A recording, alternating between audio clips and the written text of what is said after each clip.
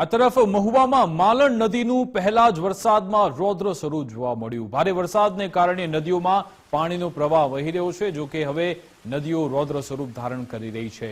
તલગાજરડાની modern સ્કૂલના બાળકો અહીંયા પાણીમાં ફસાઈ ગયા હતા, જેના વિડીયો તમે જોઈ રહ્યા છો। રાતોલ ગામ જતા 50 બાળકો નદીના પાણીમાં ફસાયા હતા। બાળકોને હાલ એક મકાનમાં રાખવામાં આવ્યા છે। મહુવા નેશનલ હાઈવેથી તલગાજરડા તરફનો આખો રસ્તો અત્યારે બંધ છે। મામલતદાર ફાયરની ટીમ બાળકોના રેસ્ક્યુ માટે પહોંચી હતી। રેસ્ક્યુ માટે ટીમ ગામમાં હોડી સાથે પહોંચી હતી।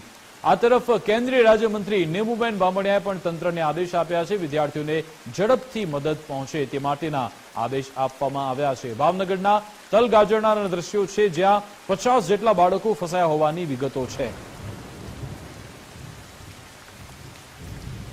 આજ અંગે જાણકારી આપશે સંવાદદાતા અનિલ ફોનલાઈન પર જોડાઈ ગયા છે। અનિલ, અત્યારે શું સ્થિતિ? શું હજુ પણ બાળકો ત્યાં ફસાયેલા છે કે પછી એમને બહાર કાઢી લેવાયા?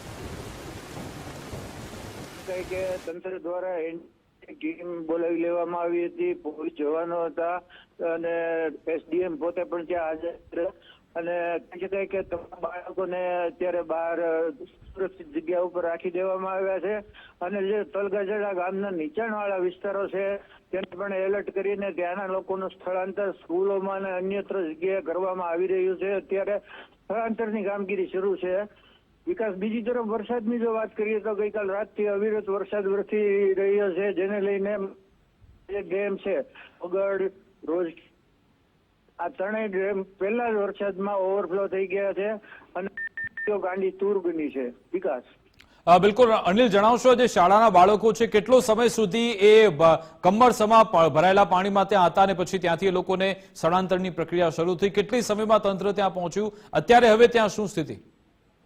લગભગ 1 કલાકમાં પહોંચી ગયું હતું તંત્ર, પરંતુ હજી વરસાદ શરૂ છે જેને લઈને પાણી જે છે તે હજી વધતા જાય છે, ઘટવાના બદલે વધતા જાય છે। એટલે નીચાણવાળા વિસ્તારોનું જે સ્થળાંતર હતું તે જરૂરી હતું, એટલે તંત્ર દ્વારા અત્યારે એનડીઆરએફની ટીમને એ લોકોને સ્થળાંતર કરવાના આદેશો પણ અપાઈ ગયા છે અને એનડીઆરએફે આ કામગીરી શરૂ પણ કરી દીધી। બિલકુલ બિલકુલ, આભાર તમામ જાણકારી આપવા બદલ। તો સ્થાનિક તંત્ર એલર્ટ છે, એસડીઆરએફ એનડીઆરએફની ટીમ અલગ અલગ વિસ્તારમાં પહોંચી રહી છે અને જે વિસ્તારમાં રેસ્ક્યુ કરવાનું અથવા તો સ્થળાંતર કરવાની ફરજ પડે પહેલાથી જ એ લોકોને આદેશ આપી દેવામાં આવે છે અને ખાસ નીચાણવાળા વિસ્તારોને એલર્ટ રહેવા પણ કહેવામાં આવી રહ્યું છે।